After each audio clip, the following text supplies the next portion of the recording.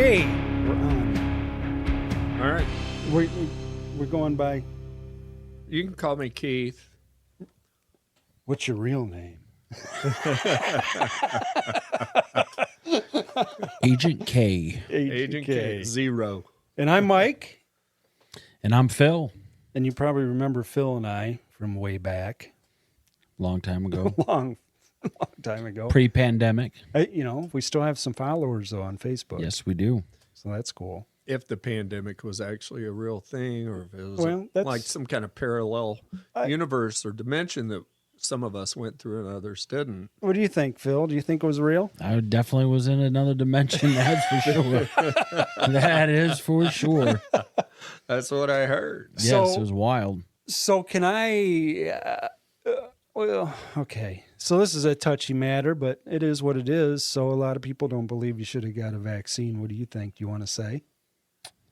I don't... If people want to get it, they can get it. If they don't, they don't. That's how I feel, too. And I can't say that it could have changed anything for me. So, right. So Phil had some problems when COVID hit. I remember asking him, Phil, are you going to get the vaccine? You said, I don't know, and that's fine. That's fine. That's fine. The thing is, I think this COVID is real, but I think it's over-exaggerated. I think it did a lot of death to people, but so did flus in the past, right? And there's different things. Just my opinion. I'm not a doctor. I've had 3 of the vaccines, but I'm not going to have another one. It's just how I feel. So anyway. Yeah, it's a free country. Everyone should do what they think's best for them. I've only got the first 2 shots, and then, right. I've been on cruise control since then. Some people will say, no, don't do it. I know someone says, don't do it. Well, that's fine, But, we were in a spot, we were kind of backed up against the wall. We weren't sure what was happening, really. No, like when the pandemic originally hit in 2020, like it was a new thing for all of us, the way things were coming down. And I was working in a prison at that time, which is a city on its own, its own little population. Right. And at one time, I think we had over 1,000 prisoners that were COVID positive. Yeah, just passed around. Yeah, and I went through the whole first year great, and I didn't have a problem. I never got it. I didn't have any issues with it, and I was fairly healthy, for the most part. Never had any you were major real health healthy. problems. You were always healthy. I was in shape. I was, started really picking up my wrestling career. The bookings were starting to pick up again, and then it was probably a year after this started. It was March 2021. And then I got it. I finally came down with COVID. I remember talking to you, and you said, I'm not in very good shape. And you said you were on your way to the hospital. Yeah, I actually came to the Hillsdale Hospital first. And I had it for a week before I went to the hospital. When I first got it, I was like, 2 weeks. I got to quarantine. I'm going to be on, be on vacation. I can chill. I can, relax or whatever. I felt kind of crummy, but it wasn't nothing crazy. And I was up and down that whole week. One day I'd be feeling all right. I can remember reading a book on my deck, grilling, Next day, nights were terrible. I couldn't sleep. It was just rough. And finally that day that I decided to go to the hospital, I was just feeling pretty bad, but not like, it's not the worst I've ever felt. Sure. I felt better than when I ever had the flu, so we went to the hospital. My wife went in. She wasn't my wife at the time. We were fairly new. I think we were 3 months in to our relationship right then, and she just had moved into the house, and we had, I don't know, it was a very fast relationship. We got engaged. We just knew. When you know, right? Yeah. So Sorry, I get sidetracked. And That's okay. Part of the. Hey, I've still that's got part of COVID the fun. brain. I have a question just to take us back a little bit.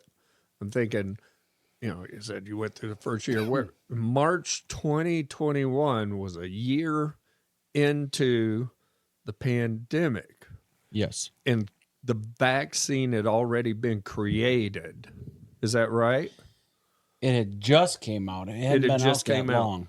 Because Yeah. I remember Hillsdale College was the first place, one of the first, I think they were the first 1% in the nation who offered the vaccine. Yeah, that's where I got mine. Yeah. Same with my wife. And yeah, so that's where they offered it. And so this is still fairly early.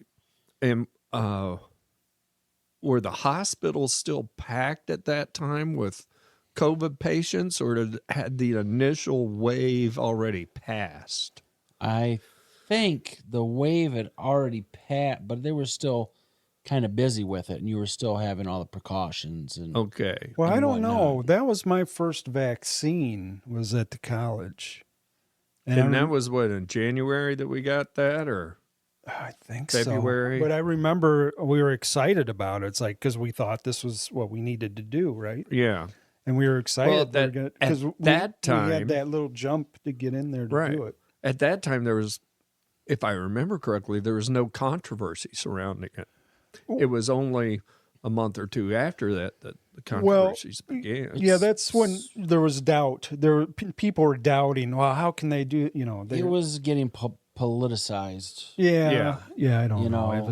It wasn't where it was later. Because I can remember I had a guy that worked with me across the hall, and super liberal dude, and he was just like, I would just make jokes to him about it, well, Trump said, and it was not even true. I would just make up these ridiculous quotes. You're just egging to him fire on. him up. Yeah. It's easy to do sometimes. Yeah. And I caught it when we started vaccinating the prisoners. Okay. I was also, while I was there at the prison, I was on the COVID swab team. We'd have to go in every week, swab all the prisoners, and then for the vaccination, I was one of the babysitters, more or less, where after they get vaccinated, they have to sit in an area for 20 minutes, make sure there was no adverse side effects, and then we'd ship them out. Next batch come in. Are you still working for the prison? No, I lost everything that I had from COVID.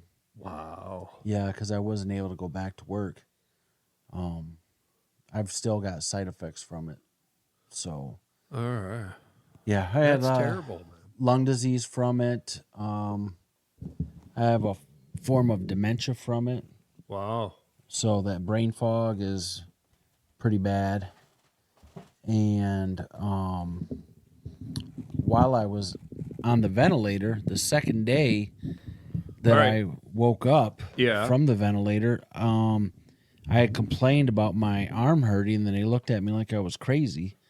And then on the second day I was awake, I couldn't move my hand, and I ended up with compartment syndrome, and I almost lost my arm. Oh, I was rushed into emergency surgery second day off the vent. Wow. And so I've got permanent damage in my arm, permanent nerve damage. So, all right. So I backed you up when we got sidetracked. So, and they told my wife, well, just have him wait out in the car, and, it'll be a few hours, and we'll see if we can get him in here. all right. So, I mean, yes, it was still a busy time. Right. But that lack of, I'll see you Urgency. when I see you, Yeah. I was like, screw it. But let's go get some ice cream, It's open now. So we went and got some ice cream. I had a lemon ice cream cone. And my parents called, and they were like, what did you make out? They never wanted me to go to the hospital ever. All right. So, and I said, well, they said to wait out here. So, you know what? I'm just going to go home.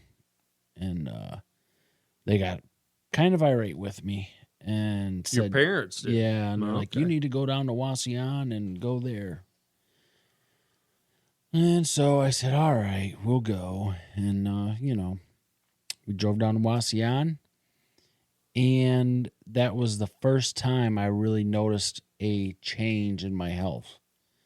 When we pulled in the emergency room and I walked from the car to the emergency room and I said, holy cow, I can't breathe. It was just that quick. It wasn't even that issue when I was over at Hillsdale, but it had went from that, and I got in there and my oxygen was in the low 80s. Mm. And within 5 minutes, they'd already told me I was going to be admitted and that I was going to be there for a little while. We'll get you. And within 5 minutes, I was back there. And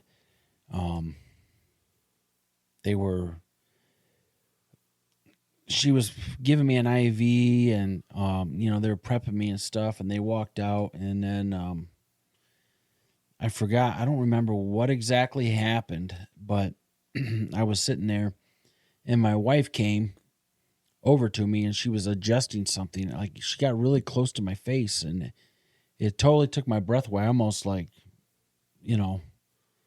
deal with it. So I just snapped back, get away from me, and that's the first time I really ever almost passed out, and I was trying to catch my breath and I was like, geez, this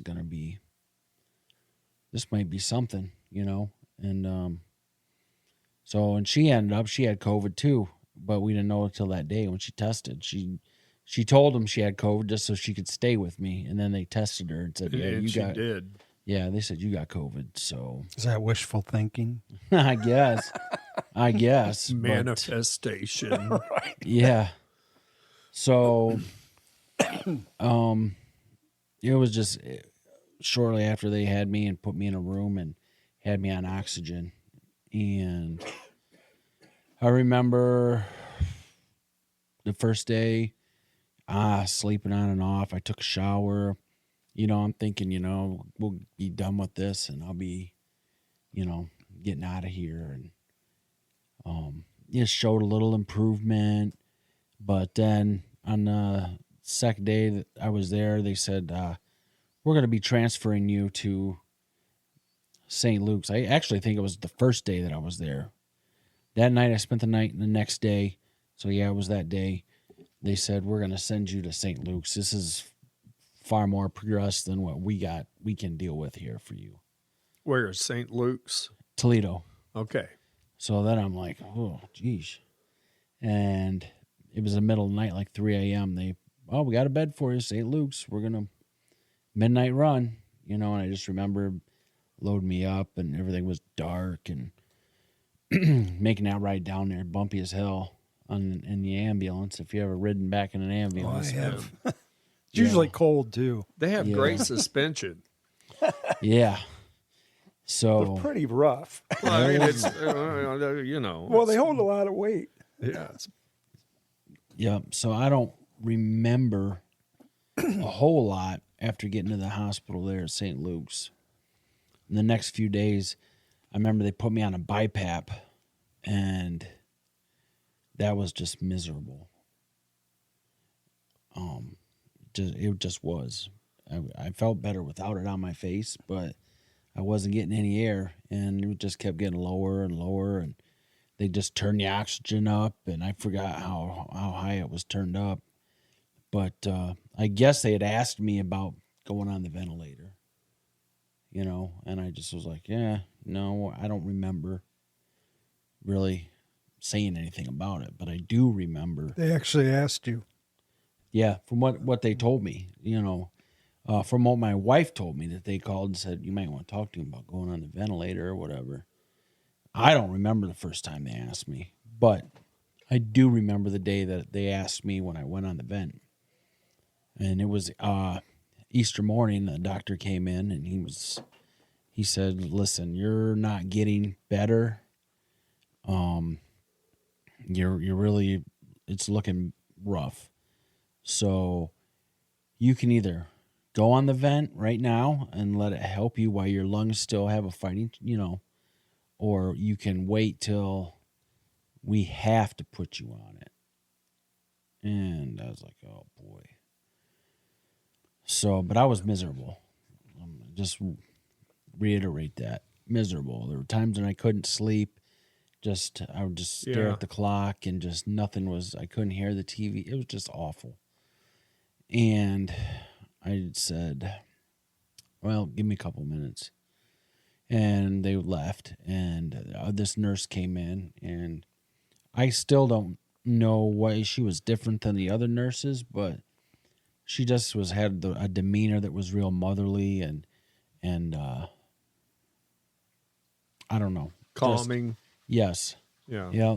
And at this time, I wasn't nervous about it either. Because at this point, this is like April 4th, and I went in the hospital March 29th.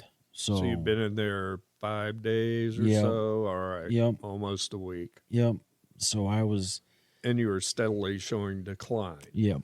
I'd show good, and then it just started declining. And that was...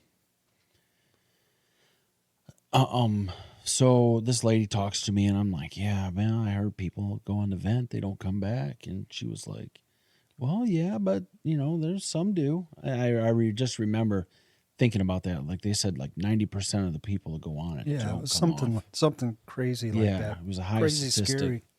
Yeah. Yeah. So yeah, I've heard that's some kind of stat like that. It wasn't very good. No, it wasn't very good. no, but I think it was actually worse than 90, to be honest with you. Seems like I had heard I thought that. it was like 80. I think it was worse than that. All But right. I don't know. We can fight about it later if you want. All right. Okay. That sounds like fun. Yeah. So I don't know I'm not why. fighting Phil about it. Right. It's Phil's fight. Yeah. He's a wrestler, man. That's right. Oh, I've seen him pick people up over his head and throw them, so I know what it's A like. long time ago, buddy. But I don't know why I was so calm about it, but I was. But the nurse was kind of helping you, Yeah. or to help calm your nerves to make a decision, I guess, or Yeah. something about the right time. Yeah. And she didn't necessarily sway me one way or the other.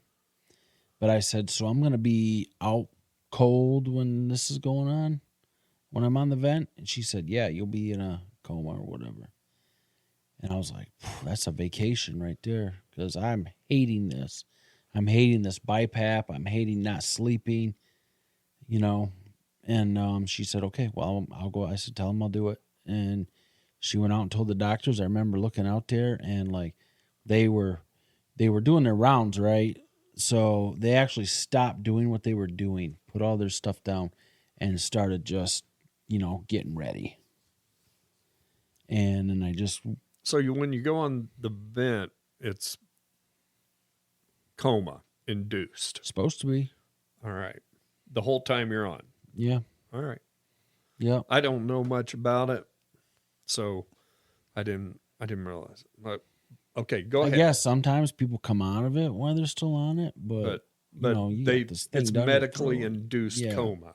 All Yeah, right. because you can't tolerate it If it's not. if you're in your right state, right? Okay, yeah, because there's all kinds of tubes going down your throat. Yeah. Or whatever. And we'll get to that later. Okay. But, so I said, go ahead. I'm going to text my family, tell them what's going on. I don't know why I didn't call. Maybe I did. I don't remember. All right.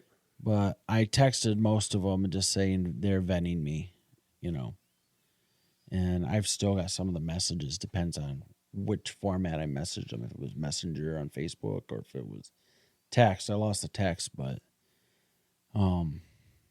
yeah, I said they're venting me.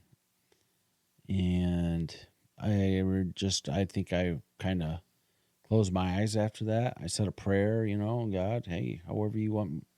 It's up to you how you want this to come out. I'm good either way, I'm ready to come see, my grandparents and my son and who else, I'm happy to go.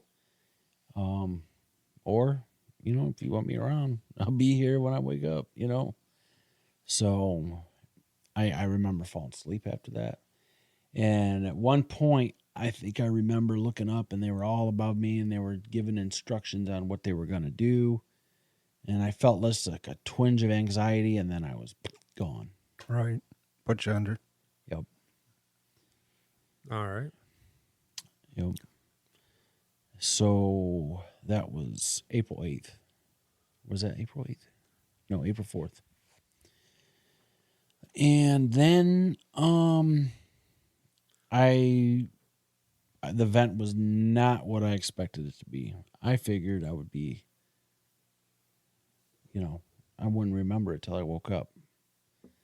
But instead, I was having all these nightmares or terrible visions, and it was awful. While you were on the vent? Mm-hmm.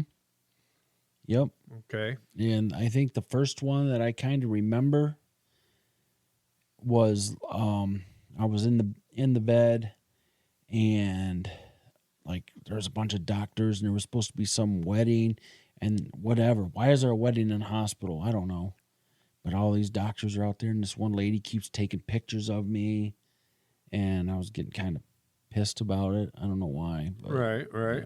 And then I wanted to take this thing off my face and the doctor kept getting pissed because I kept taking it off and he'd come in there and slammed it on my face and told me, effing leave it on there, pushed it down on my face and stuff. And I couldn't get up. I could never get up, You couldn't move? Nope, I was stuck.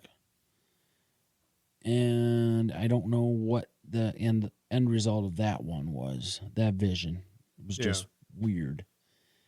And then the other ones, I don't know the order necessarily they were in, but I was always stuck somewhere. Wherever I was at, I was stuck. Okay. One of them, I was on a plane, and they were fitting me for a suit on this plane. I'm laying down, stuck again, right? All right. And they got some people in a mask, and everybody's Middle Eastern or Asian in these depictions, and they're giving me a pedicure and fitting me for this suit, and then they just leave me. Where they told me I was flying somewhere in the Middle East to go marry somebody, and I'm like, well, I don't even know anybody over there. You could. This is what you're doing, and then they just left me on this slab where I couldn't move. Huh. And then an airplane. Yeah. All right. On the super airplane. So I think you need to also, I know these were super realistic. Yeah, I was like I was living it. Yeah, it wasn't a dream. You felt like it was more of it was life. Yeah. And you couldn't get away from it. Right? I'll let you finish, but I think it was important that people understand that it's not a dream he was going through. Yeah, this was like... To him, it was not a dream. Yeah. So. You called it a vision? Vision or dream, I don't know, because it wasn't showing me anything, right? Right. But, and then next thing I know, I'm on this boat. I'm in the bottom of a boat, and it's headed to China or something. And there's a lady yelling at me and telling me to stay down there, and I can't get out of there. I'm stuck. It's cold. I remember it was really cold, and my hand was super cold. So maybe that was the compartment syndrome. Starting to take effect. Like I said, I can't read. The timeline is different, so I don't know what was what. But it to me, it's different, but it's still there. Like it's like a memory. Like I don't forget it because it's a memory that, like this was happening to me. Like it's happened to me. That memory's still there. Yeah, it's like a memory that happened. It's if you have a dream at night and then the next day you wake up and you really don't remember it. You can't remember everything from it. Yeah. Yeah, unless stuff, you like write it down. This stuff was like last Christmas. Okay. I remember it more vivid than Christmas. I mean, that's how bad these are etched and burned into my brain. Then me and Mike like to go to conventions and stuff. And I was at a convention, stuck, and these people were paying to come in and take a picture with a dead body, right? Oh. Guess who was the dead body? You. Me. I still have my picture. Yeah. But interesting enough, a lot of these places, wherever I was at, was in a room with a blue hue in it for the most part. Like, it was dark, but like a blue tint to it, which I don't know if that means anything, if there's any significance to that, but that was what it was like. Maybe someone Everything- listening would know something about that. Everything was, so there was a blue tint. Yes. Okay. And then I was waiting, like, this lady was supposed to come back and get me off this table, right? We're done. And I can see a couple of my friends, but they won't talk to me or say anything to me. And You these know. were tables you were on, not beds, Well, this one was a table, yeah. slabs. Yeah, some of them.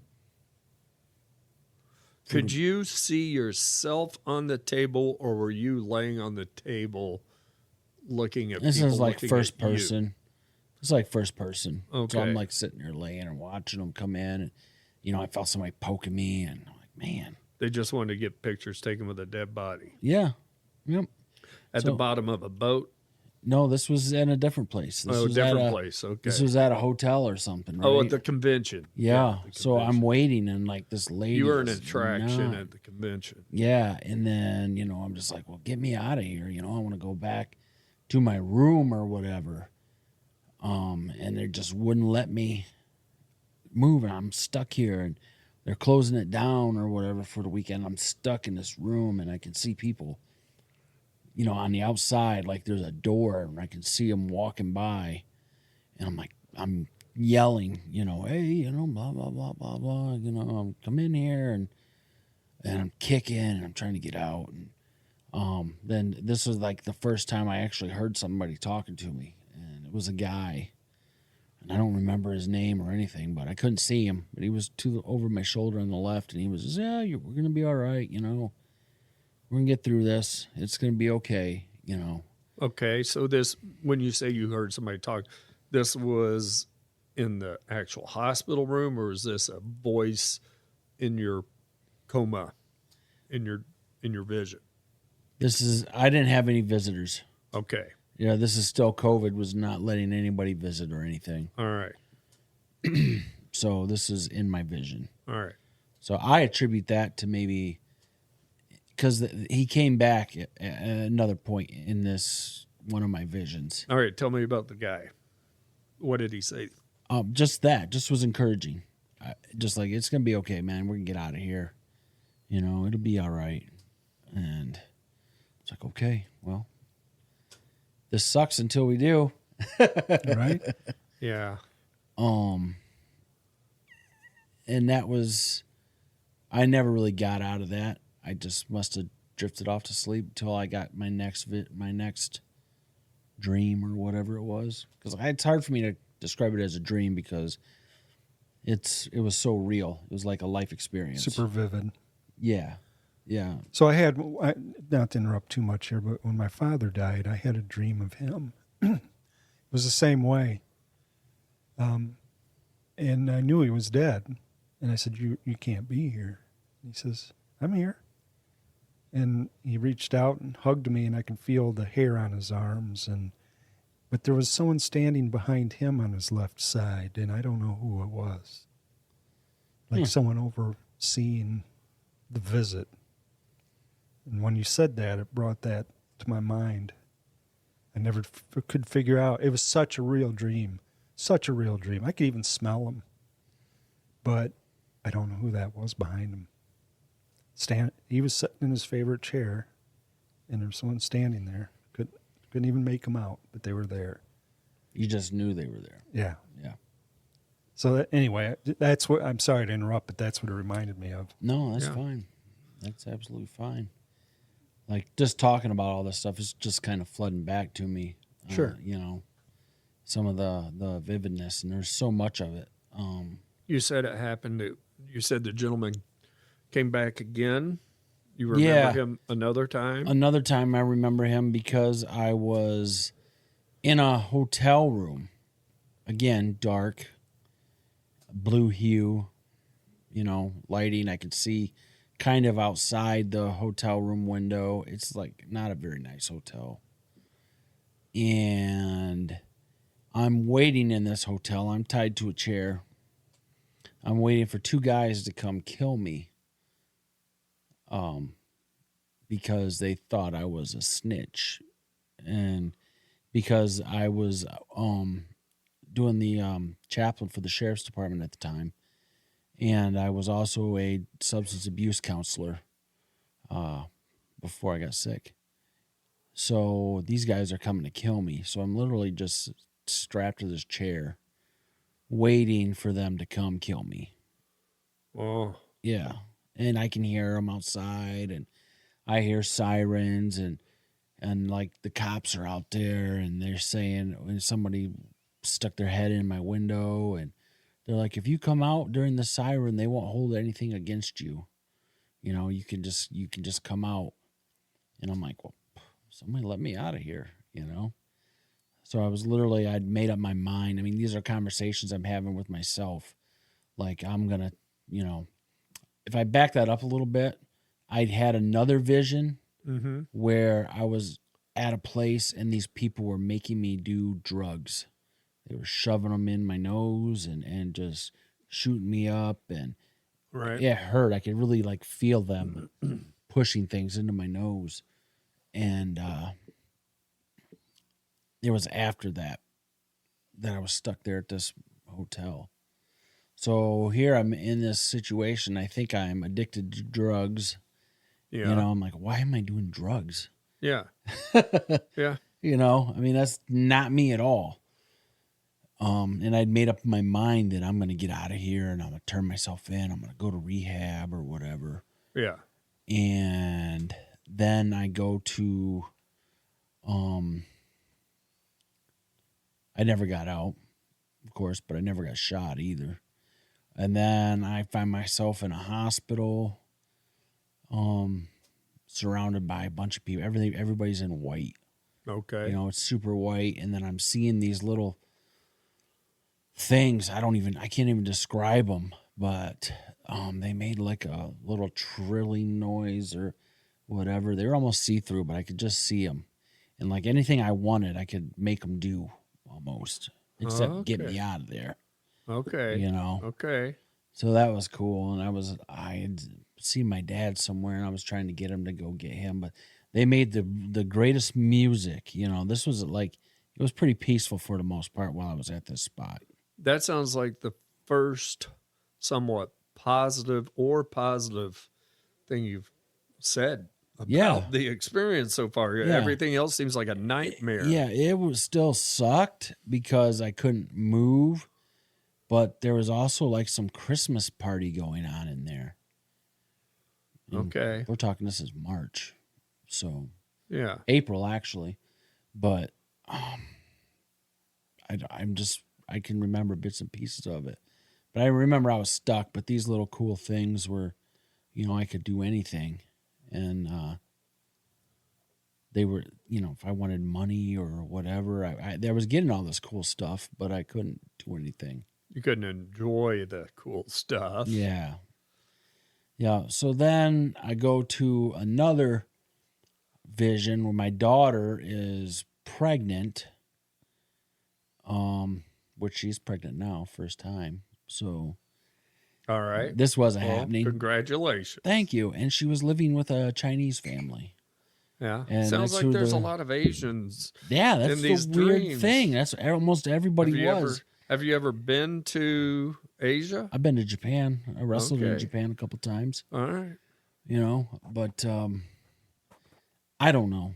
I don't know what it was just part of it. Yes. All right.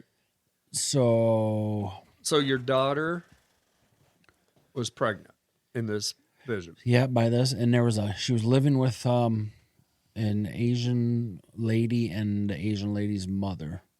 And I remember I just kept calling her Mama Son, but she was like the old lady was crazy, like senile and stuff. And, you know, I just remember her screaming, and my daughter, for some reason, was being so mean to me.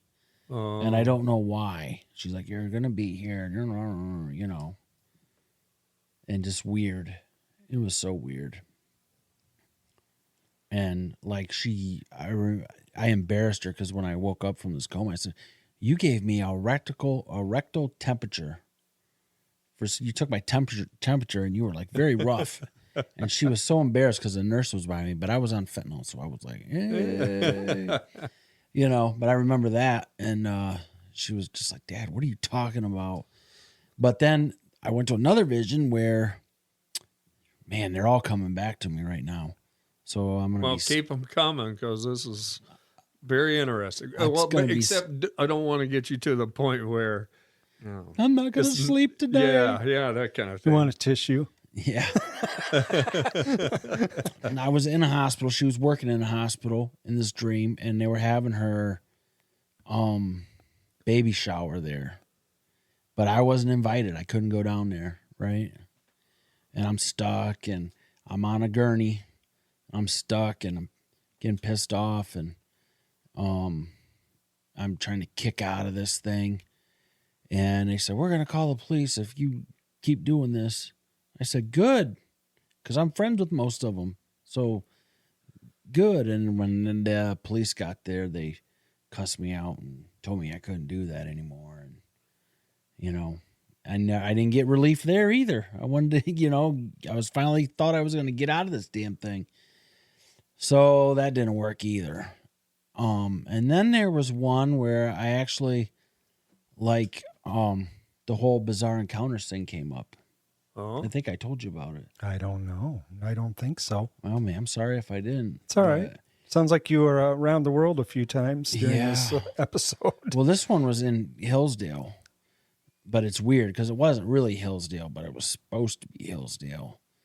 And I ended up in this place where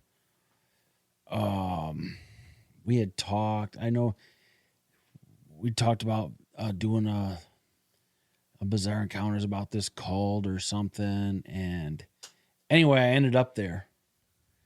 And it was like a Mexican cartel deal, right? Yeah. And it was weird because it was really dark. And I just remember having some contact with Mike about it. And he had told me to be careful or whatever. And then I ended up in this place. I'm in a dirty bathtub. I can't get out of it. And it's like in a junkyard. And I've seen all these people cutting, just cutting people up and, cartel stuff. And then this nasty lady got in the bathtub, right, and raped me. Oh, no. Yeah. It was wild. And then I remember police coming and taking my story. I thought I was going to die. I'm watching them with machetes and everything. Wow. That was bad. And this was all very graphic. Yeah. Oh, yeah. It was not a fun time. So this all sounds more like, I hear people talking about near-death experiences, and I've heard some podcasts about that and read a little bit, but those are much different than what I'm hearing from you. Yeah. Because, come into the light and all that kind of stuff. Or even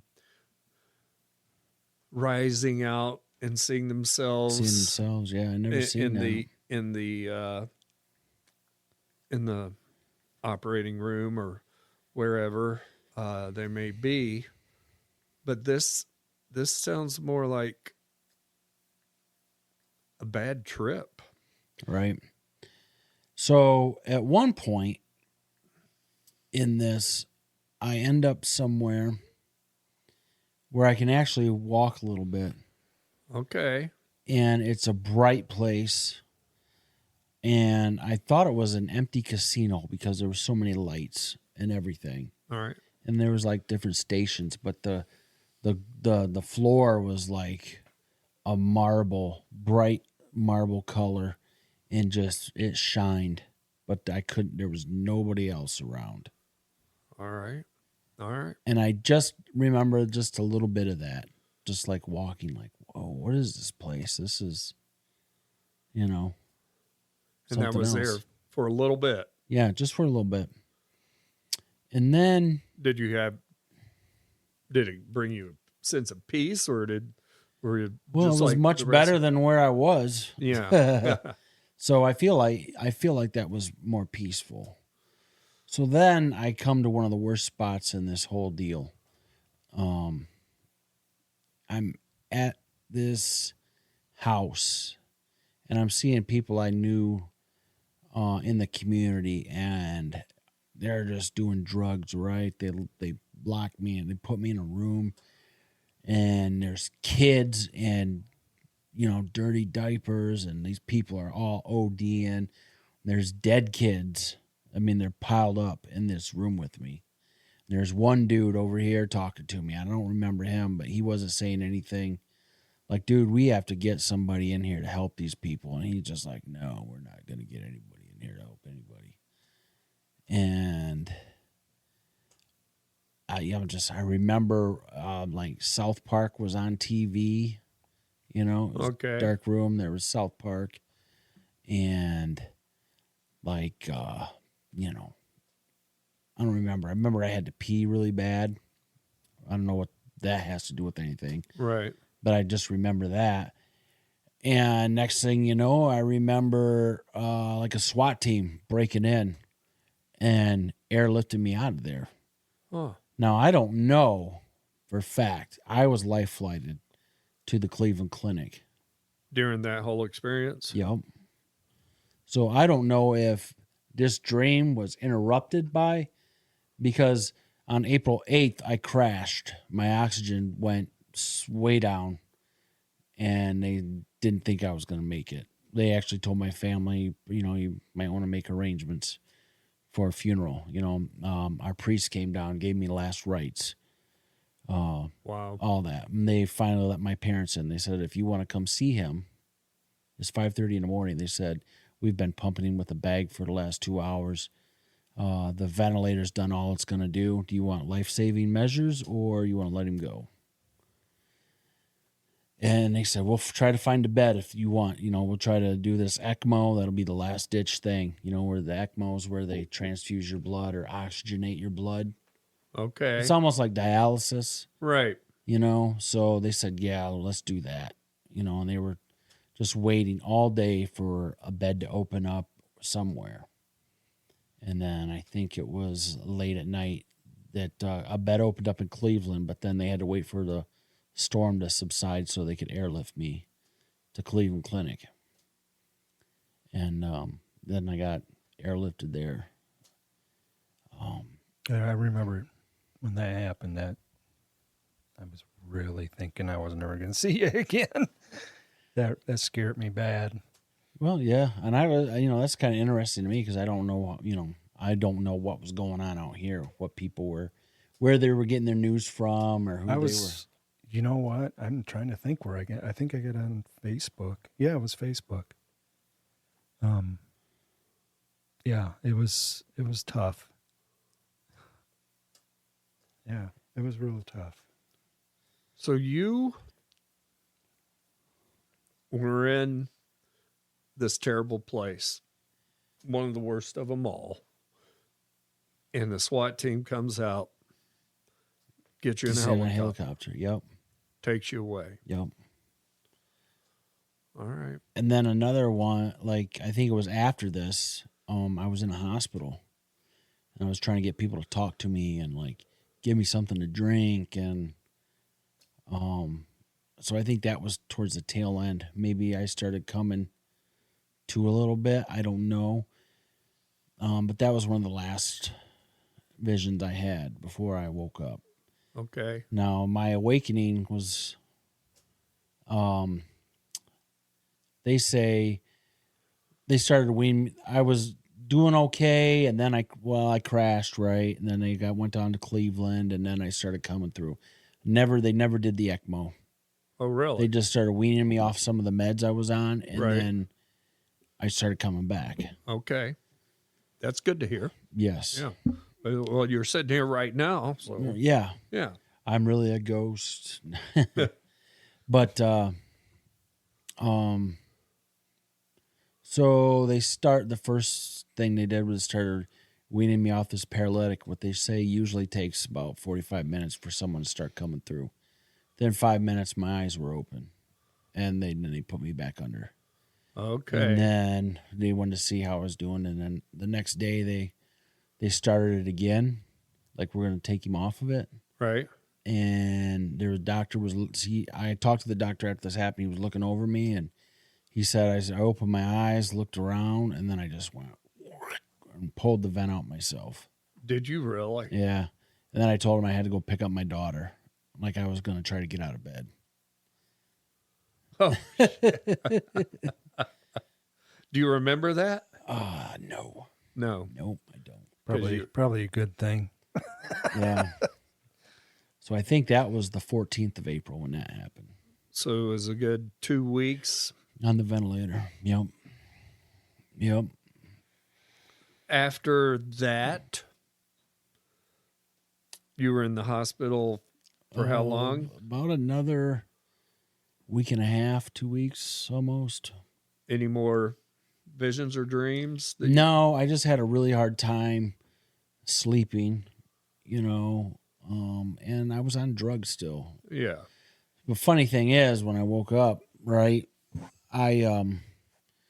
first time I get to FaceTime my parents, and I just remember looking at my phone, like, I can't make out these numbers and anything on there. So a nurse helps me FaceTime my parents. Uh-huh.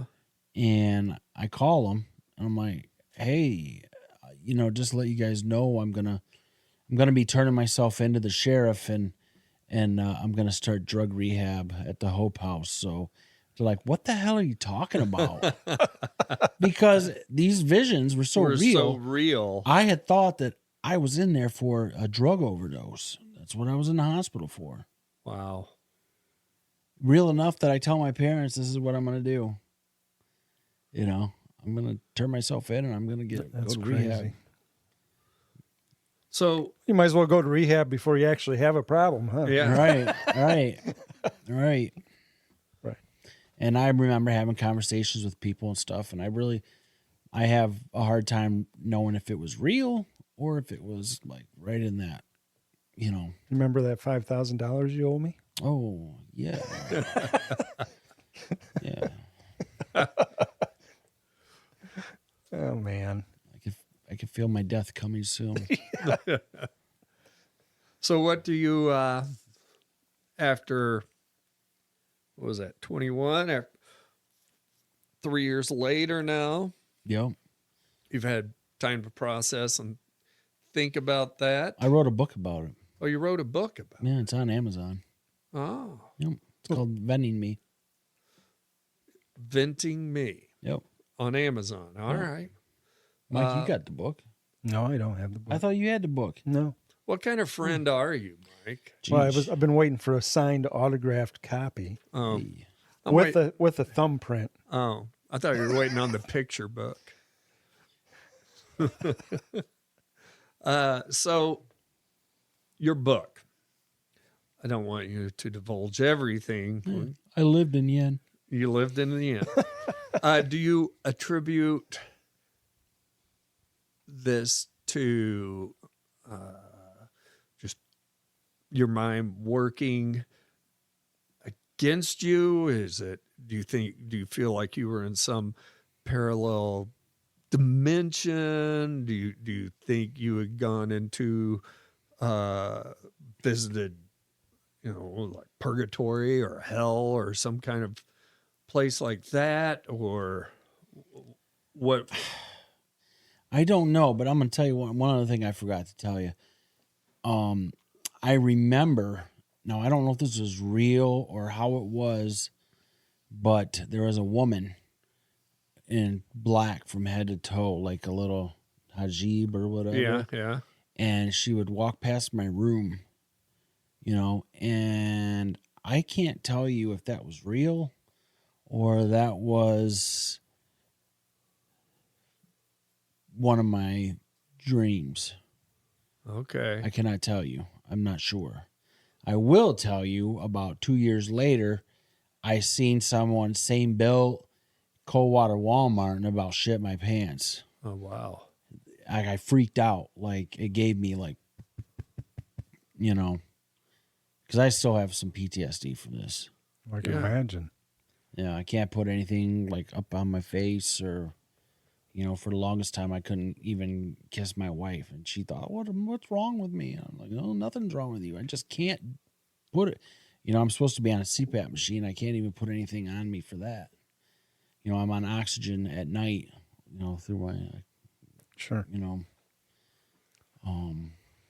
But, it's 3 years later, and I'm still dealing with some of that. I don't want to sound like I'm whining or anything, but it's just a real kick in the butt. I lost my job. I couldn't go back. The doctor wouldn't clear me to go back. And then, of course, I had to fight for, getting that disability. And, that's, I'm fighting for my retirement and just getting my pension, I should say. Right. Because I had it all planned out. I have a pension with the state of Michigan, and I was just going to get out at 51 and do whatever I wanted. And this really I had almost 25 years in, so it turned everything upside down for me. Yeah. So nothing's easy anymore. Things were really looking really good before that. So Keith asked you, I don't know if you answered. If I thought I was in another dimension or... Yeah. I don't know what it was. Do you think it was... We talked about this, you and I. We thought maybe like a spiritual warfare type thing. Because you're a godly man, right? Yeah, I was a chaplain at the prison. Right. Good versus evil. Let's take his soul. If he's going, let's take him. I don't know what it was. I really couldn't tell you.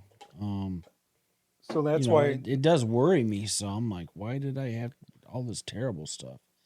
Because I think I'm good versus evil. If you're a good person, and I think I'm a good person, and I think I've done a lot of good for a lot of people, and you have. I help people when I can, and that's just I'm a believer. I dedicated my soul to Jesus. And, but I'm also got a side where I cuss and swear and that doesn't make you an evil person. Uncouth jokes and inappropriate, but that doesn't mean I don't love the Lord. So I think, I mean, we don't know what it was, but obviously you went through something that none of us have been through, thank God, right? It did make me feel like the devil's after me. Well, did it really? It did. I remember having a dream once, and I have vivid dreams, nothing like that. Maybe, I don't know. I have vivid dreams. I remember one time Satan was coming to get me. It was happening. And I was married at the time. I woke up just screaming. And sometimes I can't say what I need to say when I'm sleeping. It's so hard to get it out, but I was able to get it out with every ounce of energy that I had. And I scared my wife, and I'm like, get away from me, Satan, is what I screamed in the middle of the night. And I think about that sometimes. Yeah. So, there is that good and evil that's going on, and it's real. It really is. Was part of that an extension of hell? If it was, why did I have to go there? You know what I mean? right. But I don't know. It bothers me because I don't know why this, why. It could have also been the powerful drugs that Absolutely. you were on. Right. That could be too. Who knows? I mean, obviously this is Bizarre Encounters, so we're going to dive into the maybe things people think, well, maybe not, maybe yeah, but it could have been the drugs. It could have been all kinds of things. Have you? No, you're fine. Have you spoken with anybody else who's had a similar experience?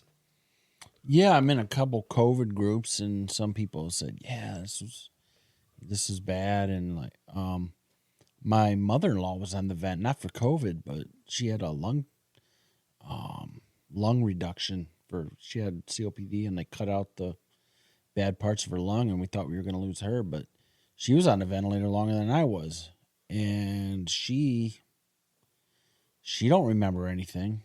She don't remember nothing. Really? Yeah. Interesting. And in your COVID groups, there are people who remember. There are some people that do remember some things. Okay. So, and those can be triggering at times just to be in those groups. I don't see much on those groups anymore, but you'd see somebody who was on a vent come off and then they died. They still died. And less than a month after I got out, I was back in the hospital, and my gallbladder turned gangrene, and they said it was from the COVID. Wow. So, yeah. Then I was in there for 5 days because my oxygen wouldn't get right. Tell me about your hand and the compartmentalization or Compartment syndrome? Yeah, I'm not familiar with that. It's usually people get compartment syndrome from like car accidents and stuff when they get their body part gets smacked, and what it does is like all the fluid, it just like builds Okay. up in their arm. Mine was from a bad IV, so instead of this IV shooting into my veins, it was shooting into my arm and basically filling it up. Oh, okay. Yeah. While you were under. Yeah. Okay.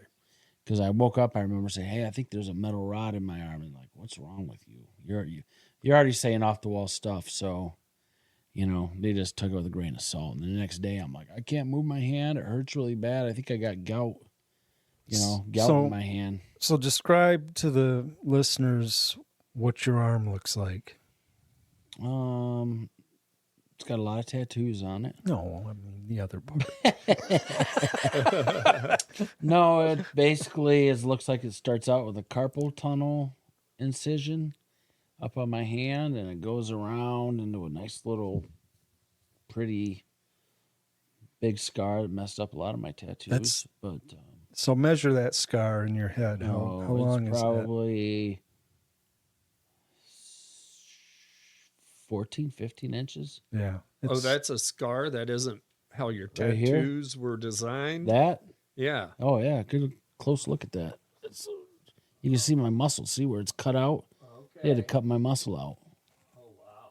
Yeah. Yeah. Okay. Yep. He was put through the ringer. Yep.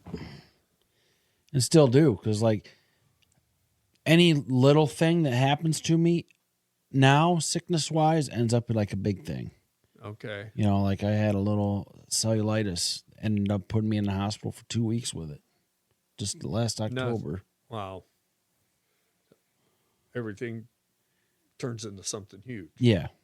Yep. So it's frustrating because I have a new thing where I stutter a lot. My memory is so bad. I actually went to some therapy for like a month for my focus and stuff like that. And, it's really unfair to try to put someone in a therapy for that when they put you in a room with nothing going on where you can completely focus on the task at hand, right? Yeah.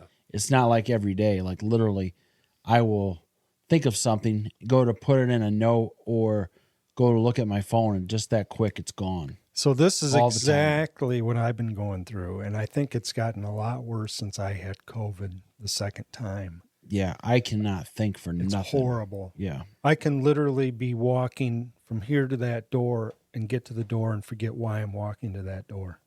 Yeah, it's that so bad. frustrating. Yeah. Yeah.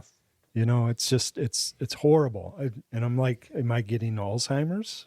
Maybe I am. Yeah, and what's crazy is like they give you this test to think, to check you. I'm telling her I'm stuttering, I'm losing focus. There's times I'm driving, I'll drive right past where I'm supposed to go. I've done that too. I'm just doing a lot of, I'm doing a lot of stuff that I didn't used to do, especially if I've got more than one thing to do. But they give you this test in a room by yourself to focus on, so you're not doing anything else. There's no one talking in your ear. There's no TV on. There's no radio. You're not thinking about what else you have to do the day. It's just right in front of you. And they're, well, your test results showed, you're pretty normal. You're pretty What kind average. of test did they give you? Like match these cards up. All right. Remember this word. Okay. All right. Just that stuff. Right. Real Okay. world, that doesn't work. You have 5 things going on at once. Yeah, I don't think it's a very accurate depiction of the scrambled brain that I have now. Like there's no way, even like if they told me that I loved my job, I want to get that out of there first and foremost. I love my job at the prison.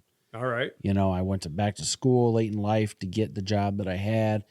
I loved it. I loved working with prisoners. I loved working with the staff. I had it made. All right. And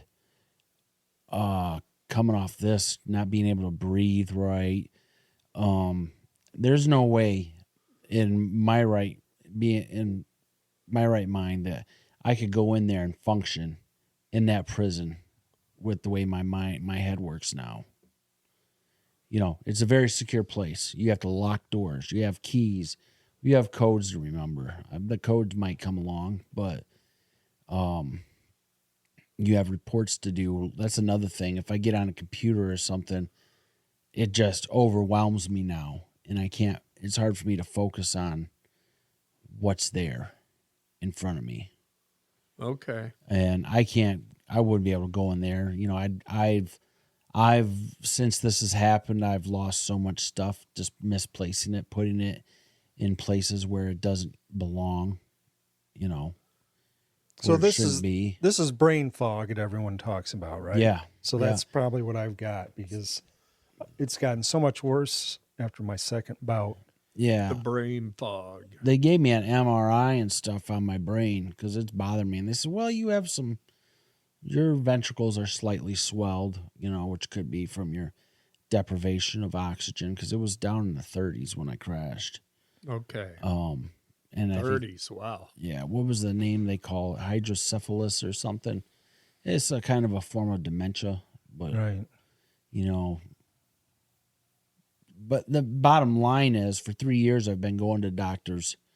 I went to specialist at U of M, but I'm not getting paid what I was. So going up there gets expensive. So I had to drop out of that.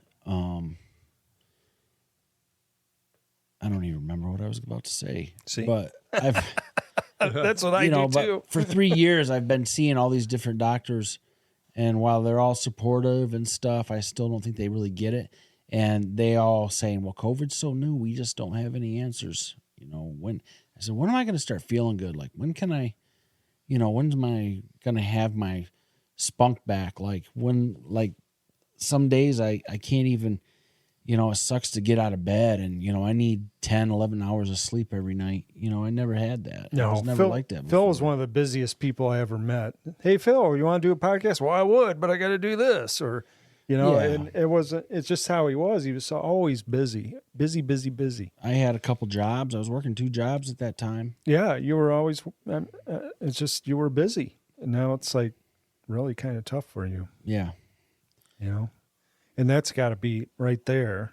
It's frustrating.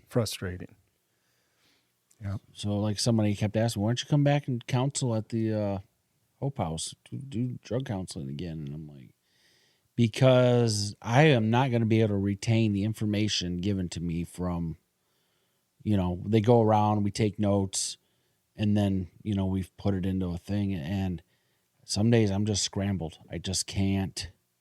I can read it and read it again, and I just can't put it together, if that makes any sense. Yeah. It just doesn't all add up. Yeah. Yep. And I know what to do, but I can't do it. So sometimes I'll just get where I'm somewhere and I'll forget, and it's almost like getting stuck on a loop. And I'll just be like, I'll start walking in circles, and my wife, what are you doing? I said, I don't know what I'm doing. Yeah. Well, Phil, that's a pretty interesting story, I must say. I'm a little long-winded. But. No, it was a good story, and That's good. Yeah. I hope no one has to go through that, but I'm sure they have. I wouldn't want anybody to go through it. But it's I don't know. I don't even know what to say. It's just such a rough situation you went through, but you're not the only one. And you're telling people, and it's probably gonna help other people, right? So some people have already told me my book helped people. Yeah, helped them. I think you should plug that. How do we find it? Just Amazon. It's on Amazon. What's the name of it again?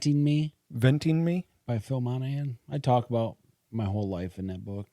Yeah, not Danielle just that. Crosby helped me write it, and she's a good friend of mine. How many pages? Like 10? Is it? Oh, like 8, 7.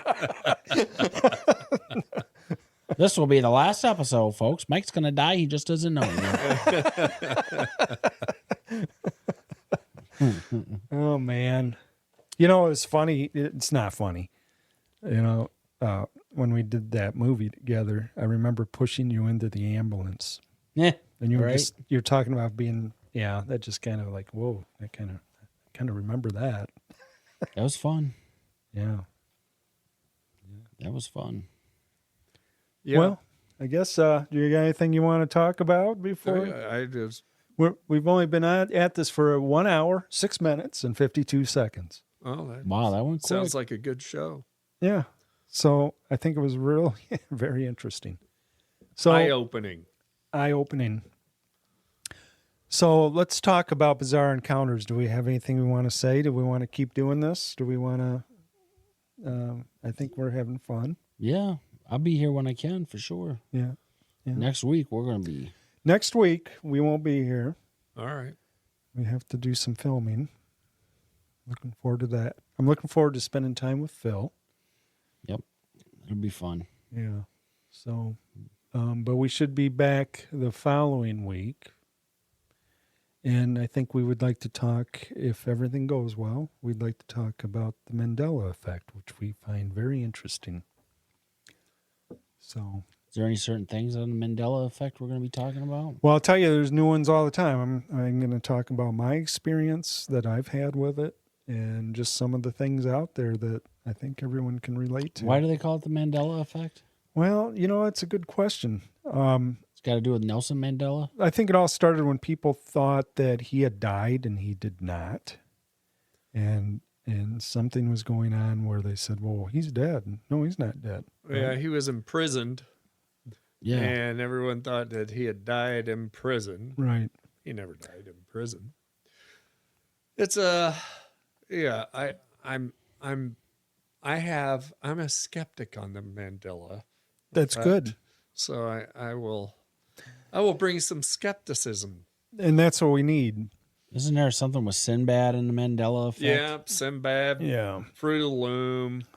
Lots of Star the Wars. Monopoly guy. Star Wars stuff, movie stuff. Yeah, Sinbad is like the name of the movie. Shazam or Kazam or something like that. And then there's a Monopoly guy. Did he really have the monocle? Right. One interesting one I found out today, and I need to do some research to find out this is real because it was on the internet, Ooh, But yeah. Custer's last stand was actually, his name was actually spelled Custard. So there's a couple things about that man. Yeah. I like custard. I don't know. I like custard too. Especially in donuts, Long John's. Did you know his funeral train was down here when it went through and stopped? He was from Monroe. Yeah. Oh, I didn't know that. Yeah. It was stopped down here by the fairgrounds. Really? And people were there like watching. Wow. And then I remember Lawrence, Kansas. I lived in Lawrence, Kansas, and they had a museum at the college there. And they had the only survivor on the American side, I guess. They're stuffed. It was a horse. Oh, jeez. And that horse, you will find it in a photo. You'll see it in the photo, one of the photos of they had taken of the battlegrounds, and the horse is standing there. But that horse lived, and it had bullet holes all over it. So it had been shot many times, but it lived, and they would parade it through parades and everything. Oh, wow. Until it finally did die. But they had it stuffed at the college. Let's have a failure in a parade, Yeah. Well, I mean, I think when I die, I'll probably get stuffed. I mean, I'm already used to the whole being on display. Yeah, we can put my dead body on display. Right, put you in a parade. Yeah, Take there you we through go. town. Put some clothes on me. Start a carnival. Yeah. Yeah. Anyway, yeah, so that'll be an interesting subject. There's a bunch of new ones coming out that I noticed on the Mandela effect. There seems to be new ones all the time. Well, What's the cause of it? Well, that's for another day. Oh, boy. We don't want to give it all away. Right. No, there's some theories that I'd like to touch on. I think it's just. Anyway, We're gonna find out. I'm a skeptic. You're gonna find out. I have explanations. All right. Curious what they are, especially the one I have that happened to me personally. Uh-oh. Well, okay. You got some splaining to do. Because this one, I have a witness to this one too. Okay. We all know how accurate witnesses are. Well, Jehovah Witnesses? no, Okay. no, I'm not sure. No, yeah, I had an experience that I can't explain. I still can't explain. Well, maybe we can explain it to you. Yeah. We will do that for him. We're going to explain it to you. You can skept me up all you want, I'm sure. But there's some neat theories about it. They're fun to talk about. Yeah. So it should be interesting. And I'm trying to develop my own theories. Well, that's a good idea. You could do that. Yeah. I just flip a coin and figure out What happens? So hopefully you can be here for that, Phil. I hope to be. And all right, well, we better cut this out and get going. And it's late at night for me. Past your I bedtime. have to be up at 4. So And where can we hear these podcasts? the podcast, this will probably, we have one. So the other day, all right, we won't stop quite yet. The other day we did a mic test and Keith and I started talking about things. Yeah. The quality's not as good as this is going to be, but we're probably going to, I don't know if we're going to put that up as a little bonus show or what, but this would be the official first show. All right. Okay. And it's going to be on, I don't know, I'm going to have it on YouTube. Going to have it probably on all the main podcast things, but I have to figure out how to do all that. So if anyone wants to help me with that, they're more than welcome. I don't know nothing. I have a connection that's going to help me with that. I know how to upload a video to YouTube. Yeah. Well, That's pretty easy. so this is basically a video Yeah. right now, but yeah. So there's a little pre or post production we must do. Okay. Yeah. So anyway, we hope. I mean, everyone's busy. We hope to have a show out. It'd be nice to have one out every week, but it probably won't happen. But we'll do our darndest. They may not be as lengthy as this one, but we'll see how it goes. Sorry. You yawning? No, I'm sorry. Well, you can always take a show and long-winded. cut it in half. Say Well, you part could dice 2. it and slice it. Yeah. Yeah. Yeah, you could do that. Could do that. People get tired of hearing me talk, so. So we have a lot of the Bizarre Encounters stuff still around. We have Facebook and things we Yeah. can start Yep. posting to, and I We've think- it was a good ride before. yeah, we were doing okay, and we can do again. We'll do it again. We had some good guests. And I've got to update some things, but so my voice is shot because I'm an ex-smoker. When we first started doing this, I was still smoking. My voice was okay. So it's going to be a very laid-back podcast. Anyway, I tried to tell him. Yeah. Anyway, so that's why I have to drink water all the time. That doesn't have anything to do with just keeping you alive in general. Right. Yeah. Right. Anyway, I think that's it. Want to wrap it up? Wrap it up. All right, Phil, Keith. Yep. It's been great. We had fun. Phil, you're probably going to give me nightmares though. Good for something. Until next time, this is Bizarre Encounters.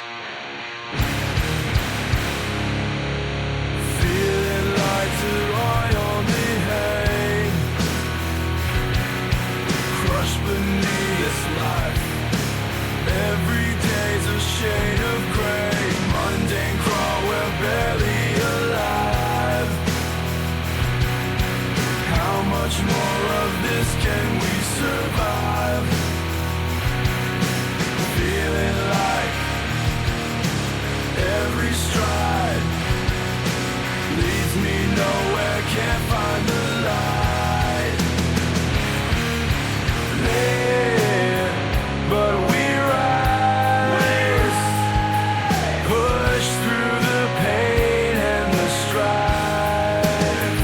Together loud, our voices ignite, won't be chained, we're breaking the night. Screaming out, we're alive, won't be crushed by this mundane life. Every time, of the steering is strong by love.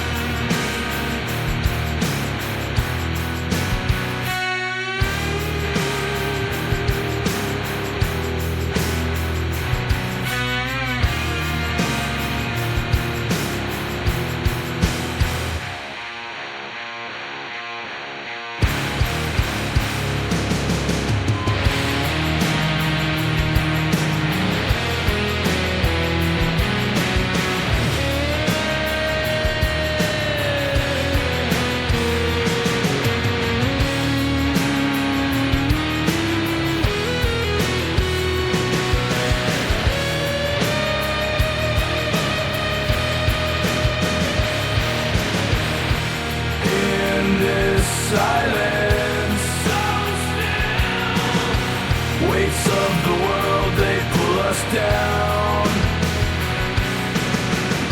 A heavy sigh, the end's in sight. Could tomorrow be just as tight? Gone the fire, the will to fight. Once burning fierce, now lost the light.